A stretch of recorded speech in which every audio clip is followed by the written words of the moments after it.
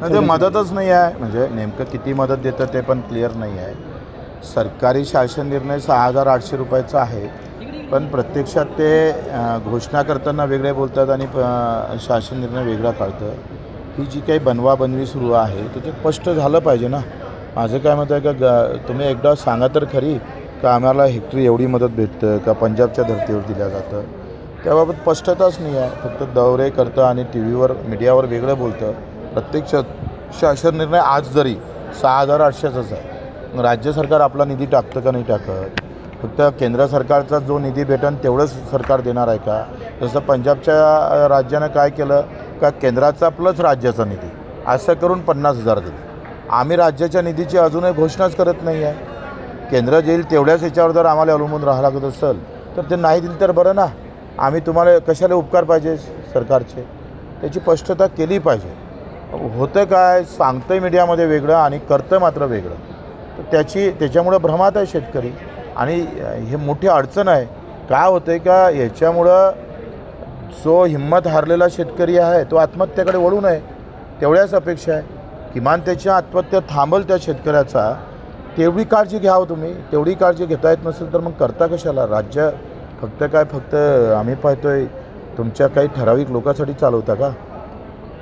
शेतकरी हक्क यात्रा आपण काढलेली आहे. सरकारला आपलं म्हणणं काय, मागणी काय?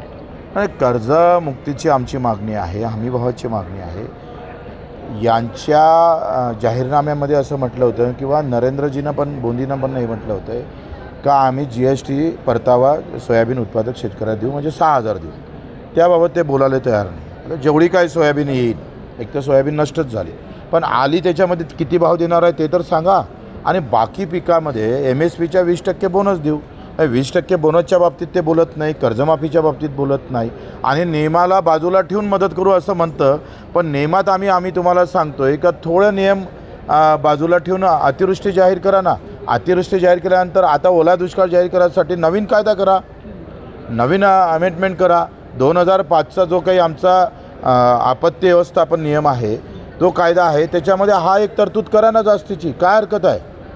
देशामध्ये आतापर्यंत कोरडे दुष्काळ पडले पहिले तर आता हा ओल्या दुष्काळामुळे होणारी जे काही झळ आहे त्याच्यामध्ये हे सगळे जे काही कोरड्या दुष्काळात जे क्रायटेरिया होती जे निकष होते ते याला लागू केले पाहिजे. आज तुम्ही सांगा तुम्ही 5,000 ते 10,000 रुपये मदत देणार आणि बँकवाल्याने जर कर्जवसुली थांबवली नाही तर त्याचा जो काही परिणाम आहे तो शेतकऱ्याच्या आत्महत्यावर होणारच आहे. हे साधं समजत नाही. एवढे काही ते मूर्खही नाही. एवढं समजतं त्यांना. म्हणजे अजितदादा म्हणते सोंग करता येत नाही पण बायाचं तर सोंग करा ना शेतकऱ्यासाठी. नोका ओरिजिनल करू सांगा तर दादागिरीनं. जे दादा आहे तुम्ही अजितदादा मोठ्या आवडीनं लोक म्हणतात का एकदा शब्द तर दादागिरीसारखे काढा ना शेतकऱ्यासाठी. होय घाबरू नका मी आहे. काय झालं तर आमचं बजेट खाली पूर्ण बजेट तुमच्यासाठी लावू पण शेतकऱ्याला उभं करू. एवढं बोलण्यातही तुमच्या येत नसेल तुमच्या तोंडात ते येत नाही हो. केवढे दुर्दैवी लोक आहे का. अशा वेळेस ताकद दिली पाहिजे. आमच्या खिशात काही नसतं पण आमचा फाटका माणूस काय म्हणतो काही घाबरू नको रे माझ्या घरी देईन तुला न्यायला. ही माणुसकी आहे. ती माणुसकी या सरकारला दाखवता येत नाही. हे दुःख आहे. शेतकरी म्हणतो आता की सरकार जरी आम्हाला अनुदान देत असेल किंवा काही तुटपुंजी पैसे देईल मात्र आमचे अकाउंटच गोठवले आहेत तर मग आम्हाला ते तर अधिक म्हणजे ते होल्ड केले आहे. आता तो अधिक प्रॉब्लेम आहे. म्हणजे बँक आले खात्यात पैसे का तो कर्जात वळून टाकन आणि कर्जात वळू नये म्हणून पुन्हा फोन लावावं लागेल. मी मुख्यमंत्र्याला 18 मॅसेज पाठवले माझ्या मोबाईलमध्ये आहे. 18 मॅसेज का बँकवाले त्याचा पंतप्रधान जो आमचा किसान काय सन्मान निधी आहे तो देत नाही आहे. संजय गांधीचे पैसे देत नाही आहे. तर त्यानं सगळं होल्ड करून ठेवले. म्हणजे निधी गेली पण बँकेनं अडकून ठेवली. आता किती लोकांना फोन करायचा आपण. मागं एका मॅनेजरला चोपलं आम्ही पण तोच धंदा करायचा गुन्हे दाखल करून घ्यायचा. सरकार म्हणून असं जर कुठं झालं तर एखाद्या मॅनेजरवर कारवाई झाली का. राज्यामध्ये कुठंच कारवाई होत नाही. फक्त बोल बच्चन आहे. ते अमिताभ बच्चन परवडला पिक्चरमधला पण हे त्याच्यापेक्षा भारी निघाले. आता पुढची भूमिका काय असणार आहे. 28 तारखेचं ऑक्टोबरचं आमचं आंदोलन आहे. त्याच्यासाठी राज्यभर मी फिरतो आहे. प्रचंड प्रतिसाद आहे. कालची सभा आमची चाकूरची किमान 5,000 ते 7,000 लोक पाऊस असतानासुद्धा झाली. आता समोर प्रयत्न करतो आहे, माझा एक प्रामाणिक प्रयत्न आहे का ही जो दिशाहीन झालेला शेतकरी आहे त्याला त्याच्या हक्काच्या लढाईसाठी तयार करायचं आहे. मला माहीत आहे का ते इतक्या लवकर आम्हाला यश नाही भेटणार, कारण जाती धर्माच्या लढाईमध्ये जे यश भेटतं आणि लगेच त्याचा उठाव होतं ते हक्काच्या लढाईत नाही होत. आम्हाला प्रचंड आमचं शरद जोशींना आपलं आयुष्य याच्यामध्ये गमावं लागलं, तसं आम्हीसुद्धा किमान तो हुशार व्हावा, त्याला त्याची लढाई काय हे त्याला समजावी, हा एक प्रामाणिक प्रयत्न करतो आहे. आणि 28चं आंदोलन आम्ही शेतकरी म्हणून किती संख्येनं होईल, किती ताकदीनं ते करता येईल तेवढ्या ताकदीनं आम्ही ते करू. शेतकऱ्यांचं म्हणणं आहे की या अनुदानाच्या म्हणजे सरसकट अनुदानासोबतच कर्जमाफी झाली पाहिजे. बिलकुल म्हणणं काय ते करावंच लागतं. काय होतं आहे का मोठं सरकारनं गेलं, तुम्ही लक्षात घ्या, साधं थुकलं ना माणूस तर त्याच्यासाठी कायदा आहे. कुठेही थुकता नाही येत, बरं गुन्हे दाखल होते. MSPचा कायदा केला नाही तुम्ही अशा अतिवृष्टी होते याच्यासाठी तुमचा कायदा नाही आहे. कायदा केला फक्त कोरड म्हणजे जे कोरड दुष्काळाचा, म्हणजे कोरड पडलं किंवा कमी पावसाचा, पण जास्तीच्या पावसानं नुकसान होते हे काही लोकांना, राज्यकर्त्यांना माहीत नव्हतं का? हे माहीत होतं, पण कायद्यात तरतूद नाही आहे. काय बनवाबनवी आहे बघा, हजारो कायदे आहे, पण शेतकऱ्यासाठी साधा MSPचा कायदा होऊ शकत नाही. म्हणजे आयोगानंतर MSP जाहीर केली, पण MSPच्या खाली जर आम्हाला विकावं लागलं काही तर त्याच्यावर कायदा नाही आहे.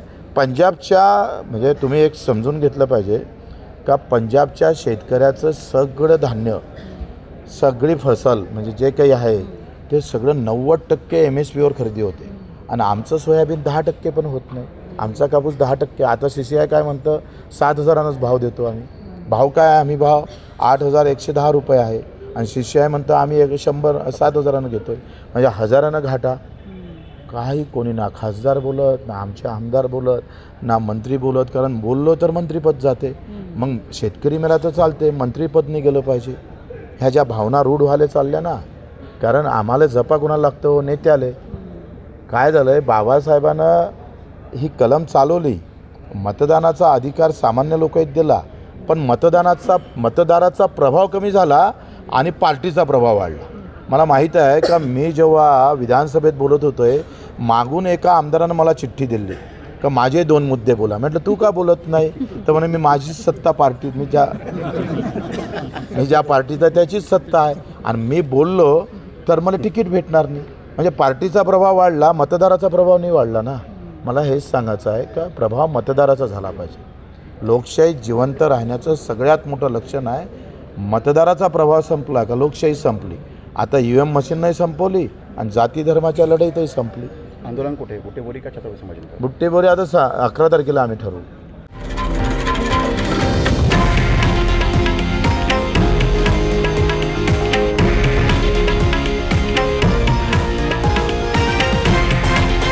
हे आहे देशातील नंबर 1 न्यूज नेटवर्क आणि आपण पाहत आहात TV9 मराठी, एकमेव.